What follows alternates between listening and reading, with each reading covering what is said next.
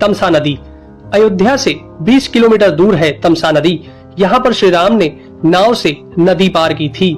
श्रृंगवेरपुर तीर्थ। प्रयागराज से 20 से 22 किलोमीटर दूर श्री राम श्रृंगवेरपुर पहुँचे, जो निषादराज गुह का राज्य था। यहीं पर गंगा के तट पर उन्होंने केवट से गंगा पार करने को कहा था। श्रृंगवेरपुर को वर्तमान में सिंगरौर कहा जाता है। कुरई गांव। सिंगरौर में गंगा पार कर भगवान श्री राम कुरई में रुके थे। प्रयाग। कुरई से आगे चलकर श्री राम अपने भाई लक्ष्मण और पत्नी सहित प्रयाग पहुँचे थे। कुछ साल पहले तक प्रयाग को इलाहाबाद कहा जाता था। चित्रकूट। प्रभु श्री राम ने प्रयाग संगम के समीप यमुना नदी को पार किया और फिर पहुंच गए चित्रकूट। चित्रकूट वह स्थान है जहां श्री राम को मनाने के लिए भरत अपनी सेना के साथ पहुंचे थे, क्योंकि राजा दशरथ का देहांत हो चुका था। भरत ने यहां से श्री राम की चरण पादुका ले जाकर उनकी चरण पादुका रखकर राज्य किया था। सतना।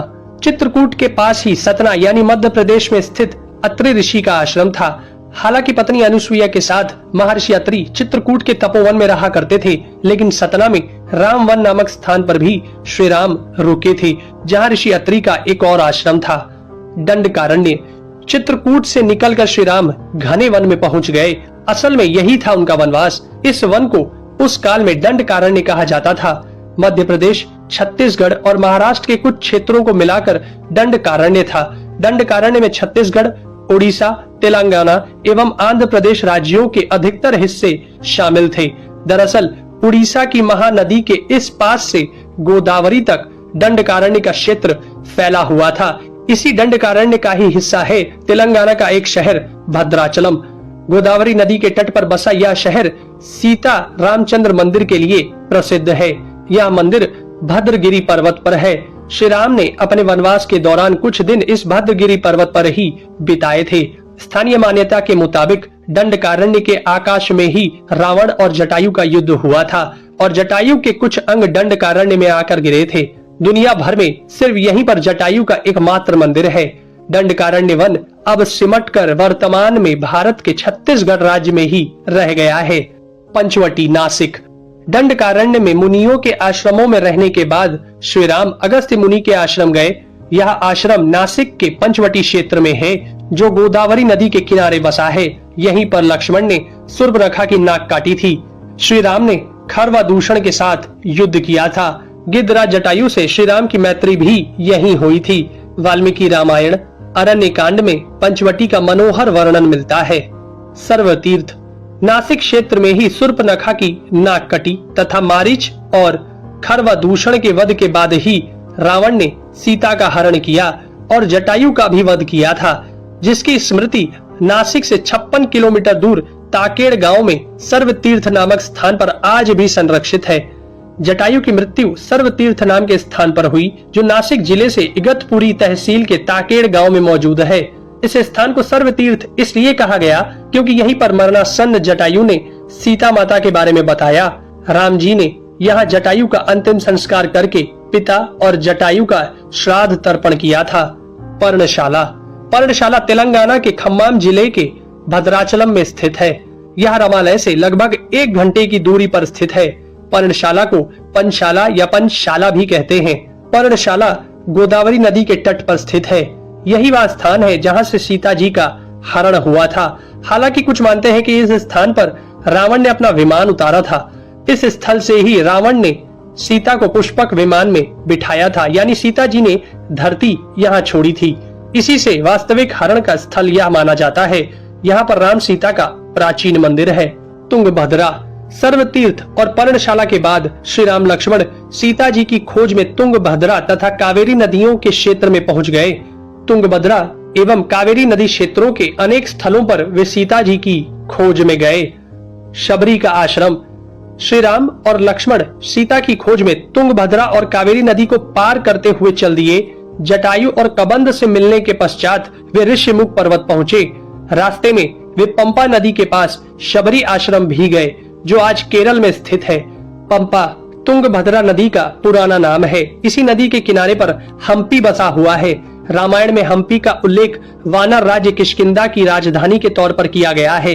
केरल का प्रसिद्ध शबरीमलय मंदिर तीर्थ इसी नदी के तट पर स्थित है। ऋषिमुख पर्वत। मलय पर्वत और चंदन वनों को पार करते हुए वे ऋष्यमुख पर्वत की ओर बढ़े। यहाँ श्री राम ने हनुमान और सुग्रीव से भेंट की, सीता जी के आभूषणों को देखा और बाली का वध किया। ऋष्यमुख पर्वत वाल्मीकि रामायण में वर्णित वानरों की राजधानी किष्किंधा के निकट स्थित था। ऋष्यमुख पर्वत तथा किष्किंधा नगर कर्नाटक के हम्पी जिला बेल्लारी में स्थित है। पास की पहाड़ी को मतंग पर्वत माना जाता है। इसी पर्वत पर मतंग ऋषि का आश्रम था जो हनुमान जी के गुरु थे। कोडिकरई। हनुमान और सुग्रीव से मिलने के बाद श्री राम ने वानर सेना का गठन किया और लंका की ओर चल पड़े। तमिलनाडु की एक लंबी तट रेखा जो लगभग 1000 किलोमीटर तक विस्तारित है। कोडिकरई समुद्र तट वेलांकनी के दक्षिण में स्थित है, जो पूर्व में बंगाल की खाड़ी और दक्षिण में पाल्क स्ट्रेट से घिरा हुआ है। यहाँ श्री राम की सेना ने पड़ाव डाला और श्री राम ने अपनी सेना को कोडिकरई में एकत्रित कर विचार विमर्श किया, लेकिन श्री राम की सेना ने उस स्थान के सर्वेक्षण के बाद जाना कि यहाँ से समुद्र को पार नहीं किया जा सकता और यह स्थान पुल बनाने के लिए उचित भी नहीं है। तब श्री राम की सेना ने रामेश्वरम की ओर कूच किया। रामेश्वरम समुद्र तट एक शांत समुद्र तट है और यहाँ का छिछला पानी तैरने और सन बाथिंग के लिए आदर्श है। रामेश्वरम प्रसिद्ध सनातन तीर्थ केंद्र है। भगवान श्री राम ने लंका पर चढ़ाई करने के पहले यहाँ भगवान शिव की पूजा की थी। रामेश्वरम का शिवलिंग श्री राम द्वारा स्थापित शिवलिंग है। धनुषकोडी या धनुषकोटी। 3 दिन की खोजबीन के बाद श्री राम ने रामेश्वरम के आगे समुद्र में वह स्थान ढूंढ निकाला जहाँ से आसानी से श्रीलंका पहुंचा जा सकता हो। उन्होंने नल और नील की मदद से उक्त स्थान से लंका तक का पुनर्निर्माण करने का फैसला लिया। धनुषकोडी भारत के तमिलनाडु राज्य के पूर्वी तट पर रामेश्वरम द्वीप के दक्षिणी किनारे पर स्थित एक गांव है। धनुषकोडी पनबन के दक्षिण पूर्व में स्थित है। धनुषकोडी श्रीलंका में तलेमन्नार से करीब 18 मील पश्चिम में है। इसका नाम धनुषकोडी इसलिए है कि यहाँ से श्रीलंका तक वानर सेना के माध्यम से नल और नील ने जो पुल यानी राम सेतु बनाया था, उसका आकार मार्ग धनुष के समान ही है। इन पूरे इलाकों को मन्नार समुद्री क्षेत्र के अंतर्गत माना जाता है।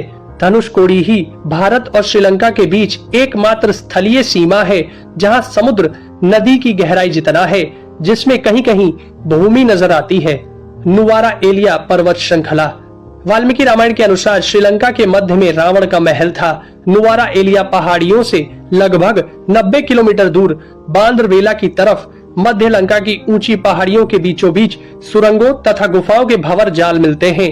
यहाँ ऐसे कई पुरातात्विक अवशेष मिलते हैं जिनकी कार्बन डेंटिंग से इनका काल निकाला गया है। श्रीलंका में नुवारा एलिया पहाड़ियों के आसपास स्थित रावण फॉल, रावण गुफाएं, अशोक वाटिका, खंडहर हो चुके विभीषण के महल आदि की पुरातात्विक जांच से इनके रामायण काल के होने की पुष्टि होती है। आजकल भी इन स्थानों की भौगोलिक विशेषताएं, जीव, वनस्पति तथा स्मारक आदि बिल्कुल वैसे ही हैं जैसे कि रामायण में वर्णित किए गए।